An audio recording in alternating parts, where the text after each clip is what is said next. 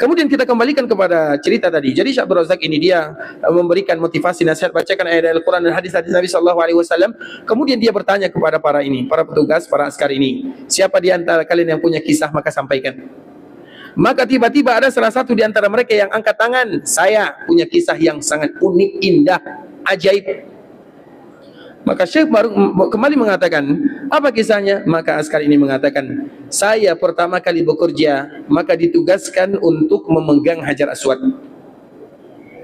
Pertama kali bekerja di Mekah, maka tugas saya adalah untuk menjaga Hajar Aswad. Kan ada askar yang menjaga Hajar Aswad kan? Dia akan selalu berdiri di sana untuk melihat kaum muslimin. Kemudian tiba-tiba, dikala saya memegang Hajar Aswad ini, karena dulu belum terlalu banyak orang yang melaksanakan ibadah haji dan umrah, tiba-tiba saya mendengarkan suara yang Allah hafalkan di dalam hati saya, suara ini. Saya hafal suara ini. Dan saya juga tengok mukanya, saya tahu orangnya. Maka saya melihat, dikala saya sedang bertugas, berjaga di Hajar Aswad, maka tiba-tiba saya melihat, ada orang yang, dan dia mengatakan, ya Allah, semua yang ada di sini, mereka punya anak. Yang tidak punya anak adalah saya, berikan kepada saya anak, keturunan. Dan askar ini dia mengatakan, saya hafal kalimatnya, saya hafal dan saya tahu wajahnya. Kemudian saya seolah-olah sudah mulai lupa, karena banyak yang harus dia jaga. Dan biasanya di samping Hajar Aswad itu ada multazam ya. Ada yang kita kenal multazam. Ketahuilah, multazam itu ikhwatul Islam, Nabi tak pernah berdoa di sana, tapi yang melakukannya adalah sahabat Abdullah bin Umar radhiyallahu taala anhuma. Apalagi dikala kita merapatkan jasad di sana. Jadi Nabi tak melakukan yang demikian, tapi yang melakukannya adalah sahabat Abdullah bin Umar radhiyallahu ta'ala anhuma. Iya, dimanapun kita lakukan doa dikabulkan oleh Allah Azza wa Jalla. Mau di multazam, mau dikala kita tawaf, karena momennya indah. Tapi tempat berdoa yang paling bagus adalah dikala kita berada di Safa dan di Marwah. Makanya nanti ketika Allah mudahkan kita berada di sana, berlama-lamalah berdiri dan duduk di atas Safa dan di atas Marwah untuk berdoa kepada Allah Subhanahu wa taala. Jadi ibadah kita ini kalau hanya sekedar tawaf dan sa'i, itu kejap selesai. Kalau hanya sekedar sa'i, tawaf dan sa'i, itu 1,5 jam, 2 jam lah selesai. Tapi ternyata bukan itu yang kita cari, lebih daripada itu. Yang kita cari adalah doanya. Bisa dipahami? Bahkan kami punya senior ya, kalau dia umrah itu 6 jam, bahkan 7 jam. Kita biasanya umrah berapa jam? Artinya umrah sahaja, tawaf, sa'i, kemudian apa lagi? Mencukur. Biasanya 2 jam, maksimal 3 jam. Tapi senior kami ini, kami mengambil pelajaran darinya 7 jam sampai 8 jam. Jadi apa yang lama? Lamanya adalah berdoa dikala berada di situ. Itu diajarkan oleh Nabi, dan memang di situ Nabi berdoa, dan memang di situ doa dikabulkan oleh Allah Subhanahu wa taala. Makanya umrah itu bukan cepat-cepat kita cepat selesai. Makanya umrah itu kita sakit, kita penat, kita mengantuk, tidur dulu. Kalau perlu balik hotel dulu, tak ada masalah. Kemudian nanti ketika kita sambung melaksanakan sa'inya, tak ada masalah. Aku yang tidak punya, berikan anak dan keturunan kepadaku. Itu doanya. Bagus atau tidak? Bagus atau tak bagus? Nah, kita lihat lagi endingnya. Belum selesai ceritanya. Tapi ikhwatul Islam, agar kita tahu bahwa kita berlatih berdoa dengan bahasa Al-Quran dan bahasa Nabi. Sampai bila kita akan berdoa dengan bahasa kita? Baik. Kemudian ikhwatul Islam, setelah itu berjalan 1 tahun, 2 tahun, 3 tahun, 4 tahun. Ceritanya lama sekali. Sampai 17 tahun. Nah, setelah 17 tahun, kembali yang bertugas polis yang sama. Kemudian dia turun dari Hajar Aswad menjaga. Dia turun, kayaknya. Kemudian dia, bukankah dulu kamu yang berdoa kepada Allah?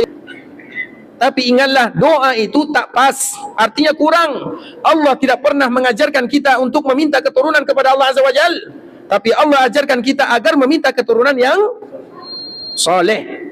Jangan pernah kita meminta, ya Allah berikan kepadaku anak, berikan kepadaku keturunan. Bukan itu ajaran Nabi SAW. Bukan itu yang disebutkan oleh Allah dalam Al-Quran. Allah ajarkan kita di dalam Al-Quran, Rabbi habli, berikan anak yang saleh. Betapa banyak orang tua yang diberikan anak, dia menjadi jahat. Keturunan dia yang membuat dia menjadi gila, menjadi banyak ikhwatul Islam, banyak. Bisa jadi salah berdoa. Makanya doa yang terbaik itulah doa dari Siapapun yang minta keturunan kepada Allah Azza wa Jalla, ada 3 yang harus mereka tahu. Yang pertama, doa sebelum mendapatkan keturunan.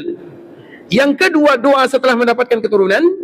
Yang ketiga, doa dikala keturunan. Ketiga, doa dikala keturunan mungkin dia jauh dari agama Allah Subhanahu wa taala atau diperbaiki. Mungkin dia jauh dari agama Allah Subhanahu wa taala atau diperbaiki. Ada 3 yang harus kita hafal. Dan siapa yang tidak hafal akan 3 ini, tak boleh jadi orang tua. Kita semuanya sudah terlanjur jadi orang tua ya. Macam mana lagi Ustaz? Harus jadi orang tua. Tinggal bagaimana kita menghafalnya. Yang pertama, ikhwatul Islam, doa sebelum mendapatkan keturunan ada 3.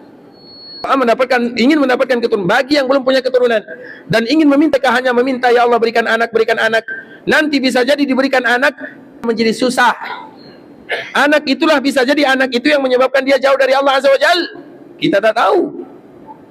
Bukankah cerita tentang Khidir dan Nabi Musa, ketika Khidir bertemu dengan seorang anak yang sedang bermain, kemudian anak itu langsung dibunuh oleh Khidir. Diceritakan oleh Allah dalam surah Al-Kahfi. Maka Nabi Musa bertanya, kenapa engkau membunuh seorang jiwa yang tak ada dosa? Kemudian di saat itulah Khidir mengatakan, setelah kejadian ini ikhwatul Islam, apa kata Khidir alaihi salam? Allah bagi tahu kepada diriku wahai Musa, kalau anak ini tumbuh besar dan dewasa, maka dia akan menyesatkan orang tuanya. Sehingga Allah perintahkan kepadaku untuk membunuhnya dikala mereka kecil. Kemudian setelah dibunuh anak ini, Allah hadiahkan kepada orang tua anak ini anak yang membimbing dia menuju surga. Itu tak boleh dilakukan kecuali cerita dalam Quran. Ini cerita ya. Jadi perkara Nabi Khidir ini tak ada Khidir zaman sekarang, tak ada ya. Itu ingat baik-baik. Itu hanya cerita dalam Al-Quran dan itu sudah selesai. Kemudian ikhwatul Islam, kita lanjutkan. Siapapun yang ingin punya anak, 3 ini harus dihafal. Makanya setiap kali kita ingin punya anak, yang sudah punya anak kan ingin tambah anak lagi. Nah, sebelum mereka ingin tambah keturunan dan anak ini, maka mereka berdoa, yang pertama saleh, yang kedua tayyib, yang ketiga mardiyah. Sudah hafal semuanya? Sudah hafal? Rabbi habli minas salihin, Rabbi habli min ladunka dzurriyyatan thayyibah waj'alhu rabbi radiyya. Yang pertama dalam surah Safat, yang kedua dalam surah Al-Imran, yang ketiga dalam surah Maryam. Semua ada dalam Al-Quran, semua ada. Itu sebelum punya. Nah, setelah punya, apa doanya? Doa yang semua kita hafal dalam surah Al-Furqan. Rabbana hablana min azwajina, ini hafal. Tapi baru satu, ada lagi yang lain. Rabbana hablana min azwajina wa dzurriyyatina qurrata ayun. Berikan kepada kami, setelah engkau berikan anak ini, setelah dia lahir, jadikan mereka qurratu ayun, mata kami. Artinya jangan jadikan mereka yang menyusahkan kami. Karena betapa banyak orang tua yang disusahkan oleh anaknya. Makanya doanya nih, itu salah satunya. Yang kedua, apa lagi doanya? Apa lagi doanya?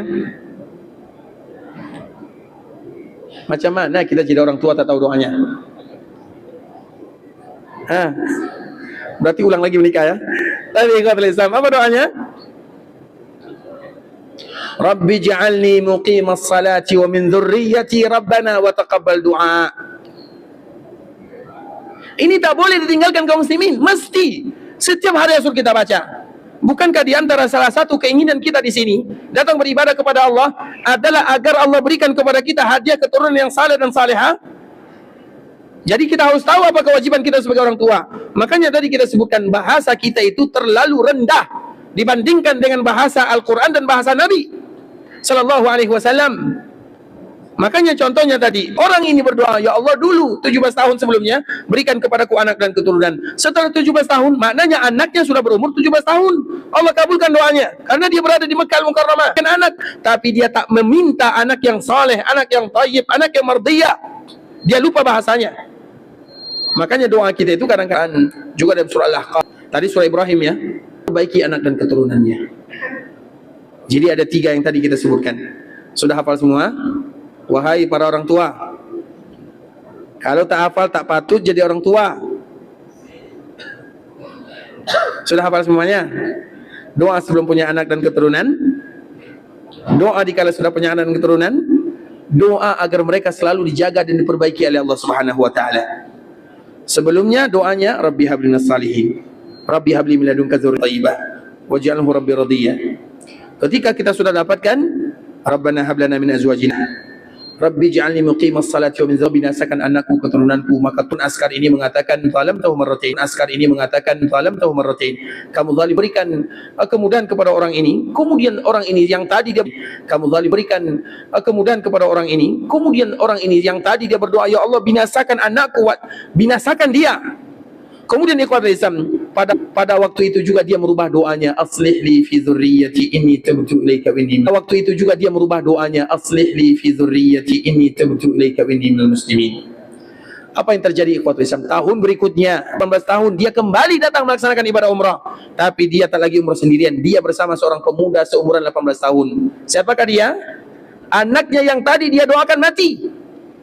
Sekarang tadi dia doakan mati, sekarang dirubah oleh Allah Subhanahu wa taala. Jika dia sampaikan kebaikan, sebelumnya tidak salat dia salat, sebelumnya coba bayangkan kesempatan kali ini belum Allah mudahkan kita untuk menghafal doa-doanya, tapi bisa jadi kita berharap kepada ketika Allah kembali memberikan kepada kita rezeki untuk melaksanakan ibadah umrah lagi, maka kita sudah mulai menghafal doa-doa yang disebutkan oleh Allah, di dalam Al-Qur'an dan juga disebutkan oleh Nabi sallallahu alaihi wasallam di dalam Al-Qur'an dan juga disebutkan oleh Nabi sallallahu alaihi wasallam di dalam hadis-hadis. Jelas semuanya? Sudah hafal atau belum? Yang tak hafal saya doakan supaya dia berumrah berkali-kali.